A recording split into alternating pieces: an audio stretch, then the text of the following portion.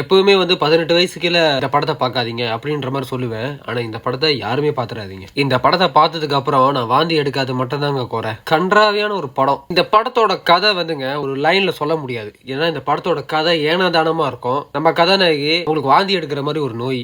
ஒருத்தன் கேமராவை எடுத்துக்கிட்டு உள்ள நுழைவான். அந்த கேமராவை பார்த்து அவங்களோட கற்பனை, அவங்களோட கனவு, அவங்களோட ஒரு இல்யூஷன்ல வந்து ஒரு கதை சொல்றாங்க. அந்த கதை வந்து பாத்தீங்கன்னா ஒண்ணு என்னமோ ஏனாதானமா இருக்கும். அந்த கதை ஒரு ஃப்ளோல ஒரு லைன்ல சொல்ல முடியாது.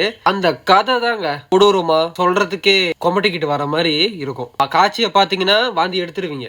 அது மட்டும் இல்லாம நம்ம கதாநாயகி வந்து போதை பொருள் அடிக்கிறவங்க. அவங்க அந்த போதை பொருள் அடிக்கிறதுக்காக அவங்க செய்யற வந்து ஒரு விபச்சார தொழில். கதை முடியும் போது அவங்க இறந்துடுறாங்க. இப்படிப்பட்ட ஆளுங்களை மன உளைச்சல ஆக்குற மாதிரி ஒரு படங்க இது வந்து. ஏன்டா இந்த மாதிரி படத்தெல்லாம் வந்து ரிவ்யூ பண்ற அந்த மாதிரி கேட்டீங்கன்னா, உலகத்துல என்னென்ன மாதிரி படங்கள் இருக்கு அப்படின்றது காட்டுறதுக்கு தான் இந்த வீடியோ. அதனால இந்த படத்தை நான் எங்க பார்த்தேன்னு சொல்ல போறது இல்ல நான் நிறைய படம் பாக்குறாள் என்னெல்லாம் இந்த படமா எதுவும் செஞ்சிடாது அப்படின்னு நினைக்கிறேன். அப்படிப்பட்ட ஆளா இருந்தீங்கன்னா போய் பார்த்துக்கோங்க. அது உங்களோட தனிப்பட்ட விருப்பம். கண்டிப்பாக உங்களுக்குன்னு ஒரு பர்சனலாக ஒரு அனுபவம் இருக்கும். அந்த மாதிரி நான் ஒரு படம் பார்த்தேன், சரியான கன்றையாகவே இருந்துச்சு, கொமட்டிக்கிட்டு வந்துருச்சு, அந்த மாதிரி உங்களுக்கு ஏதாவது படம் தெரியுன்னா அது கொமெண்ட்ல வந்து சொல்லுங்கள்.